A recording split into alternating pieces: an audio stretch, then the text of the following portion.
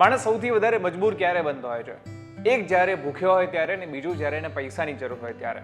તમારે પૈસાની ખૂબ જ જરૂર હોય એ કિસ્સાઓમાં તમને એક એડવર્ટાઇઝમેન્ટ આવે તમારા મોબાઈલની અંદર અને કહે કે અમે તમને 10 મિનિટમાં ઓનલાઈન લોન આપી દઈશું, તમે ખાલી અહીંયા ક્લિક કરો, આટલી ઇન્ફોર્મેશન આપો, અમે તમને લોન આપી દઈશું.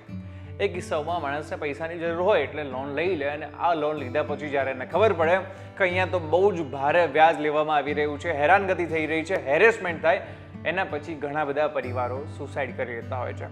આવી ઓનલાઈન લોનથી આપણે કેવી રીતના બચી શકીએ છીએ, આરબીઆઈની શું ગાઈડલાઇન્સ છે એના વિશે વાત કરીશું આજના વિડીયોમાં. નમસ્કાર મિત્રો, તમે જોઈ રહ્યા છો વાઇબ્સ ઓફ ઇન્ડિયા અને હું છું મહેશ રાજગોર. ભોપાલની અંદર એક પરિવારે સુસાઇડ કર્યું. આખા પરિવારના સુસાઇડનું કારણ શું હતું? કારણ હતું ઓનલાઈન લેન્ડિંગ એપ્લિકેશન, એટલે કે ઓનલાઈન જે લોન મળે છે એ. શું હોય છે ડિજિટલ ઓનલાઈન લોન્સ અને શા માટે પરિવારોએ આપઘાત કરવા પડે છે? આ કિસ્સો એક નથી, આવા તો ઘણા કિસ્સાઓ આવ્યા છે. ઓનલાઈન લોન એટલે તમને એક એપ્લિકેશન મળે અથવા તો ક્યાંક એડવર્ટાઇઝમેન્ટ મળે કે આ જે એક એપ્લિકેશન છે એ તમને લોન આપી રહી છે ઓનલાઈન, 5 મિનિટની અંદર લોન આપી દેશે, કોઈ પણ જાતના ડોક્યુમેન્ટની જરૂર નથી, તમારું પાન કાર્ડ, આધાર કાર્ડ, આવી અમુક વસ્તુ આપો, ઓટીપી આપો, અમે તમને લોન આપી દઈશું, તમારા ખાતામાં પૈસા. તમને એમ કે ઠીક છે ને, મારે 25,000ની જરૂર છે, 25,000 રૂપિયા લોન લઈ લઉં. 25,000ની તમે લોન લીધી, એના પછી આખો ખેલ શરૂ થાય.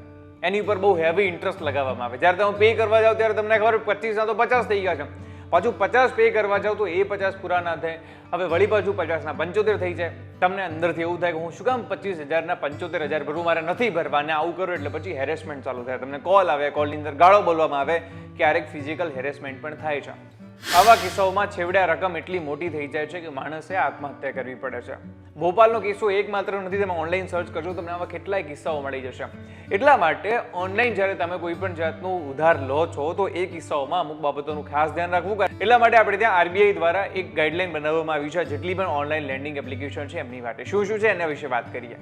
હવે આવા કિસ્સાઓમાં સૌથી પહેલા તો આરબીઆઈએ કહ્યું છે કે આવી જે લોન હોય છે એ કાં તો જે આરબીઆઈ એપ્રુવડ હોય અથવા તો કાયદાકીય રીતે જેને પણ અપ્રુવલ મળેલી હોય કે આ જે વ્યક્તિ છે અથવા તો આ સંસ્થા છે એ પૈસા વ્યાજે આપી શકે છે, એ લોકો જ આવી રીતના ઓનલાઈન લોન આપી શકશે, એના સિવાય બીજું કોઈ નહીં આપી શકે.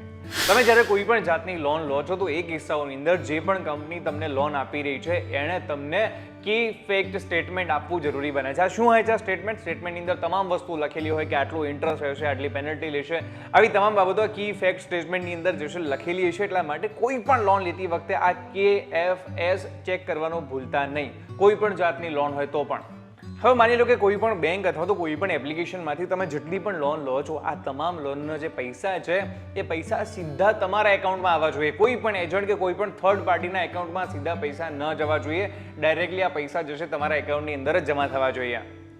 એની સાથે કોઈ પણ એપ્લિકેશન અથવા તો કોઈ પણ બેંક જે છે એની અંદર તમે જ્યારે એપ્લાય કરો છો તો એ કિસ્સાઓની અંદર તમને એક મેલ મોકલશો. મેલની અંદર તમામ જાતની ટર્મ્સ એન્ડ કન્ડિશન લખેલી હોવી જરૂરી છે. એની સાથે તમારો જે ડેટા કલેક્ટ કરે છે એ લોકો, એની માટે પણ તમારી મંજૂરી લેવી જરૂરી છે કે અમે તમારો ડેટા કલેક્ટ કરીએ છીએ, તમે મંજૂરી આપો તો જ એ તમારા ડેટાનો યુઝ કરી શકે છે. હવે આવી જેટલી પણ ઓનલાઈન લેન્ડિંગ એપ્લિકેશન છે કે કંઈ પણ છે, તમામે પોતાનો ગ્રીવેન્સ ઓફિસર રાખવો જરૂરી છે. ગ્રીવેન્સ ઓફિસર એટલે કે કોઈ પણ એક એવો અધિકારી કે જેની જોડે જઈને તમે કોઈ પણ જાતની તમારી કમ્પ્લેન હોય લોનને લઈને તો એ કરી શકો છો. જો ત્યાં આગળ કોઈ પણ જાતનું સોલ્યુશન નથી આવતું તો બેન્કિંગ લોકલની અંદર જઈને તમે પણ કમ્પ્લેન કરી શકો છો, ત્યાંથી પણ તમને સોલ્યુશન મળી શકે છે. એક વસ્તુ ખાસ ધ્યાન રાખજો કે કોઈ પણ આવા લોનના ફ્રોડમાં તમે ફસાવો છો અને ક્યારે ભૂલથી જો તમને આવો વિચાર આવે છે કે મારે સુસાઇડ કરવું જોઈએ તો યાદ રાખજો, ભારતની અંદર બંધારણ છે, ભારતની અંદર કાયદો છે, ભારતની કાયદાની દેવી છે, એની આંખો પર ભલે પટ્ટી છે પરંતુ એ ગાંડી નથી. આપણે ત્યાં તમામ પ્રૂફ અને તમામ વસ્તુઓ જોયા પછી જ કોઈ પણ જાતનો નિર્ણય લેવામાં આવે છે. એટલે કોઈ પણ વ્યક્તિ તમારી જોડે જો આવું કોઈ હેરેસમેન્ટ કરતું હોય તો તરત જ પોલીસની અંદર કમ્પ્લેન તમે નોંધાવી શકો છો. કારણ કે કોઈ પણ બેંકને કે કોઈ પણ સંસ્થાને હેરેસમેન્ટ કરવાનો કોઈ પણ અધિકાર નથી મળેલો. કોઈ પણ લીગલ એક્ટિવિટીઝ અગર એમને કરવી હોય તો કરી શકે છે. એ લોકો તમને હેરેસ નથી કરી શકતા, તમારી જોડે ગેરવર્તન નથી કરી શકતા. માટે કોઈ પણ વ્યક્તિ જો આવું કરે છે તો તમારે ખાસ કરીને પોલીસમાં કમ્પ્લેન નોંધાવવી જરૂરી બને છે. આશા રાખું છું કે તમને બધાને વિડીયો ગમ્યો હશે. જો વિડીયો ગમ્યો હોય તો એક જ કામ કરવાનું છે, નીચે કમેન્ટમાં જઈને કમેન્ટ કરી દેજો વિડીયો કેવો લાગ્યો છે, ચેનલને સબસ્ક્રાઇબ કરી દેજો અને આવા જ ઇન્ફોર્મેટિવ વિડીયો સાથે હું તમને મળતો રહીશ વાઇબ્સ ઓફ ઇન્ડિયા ઉપર.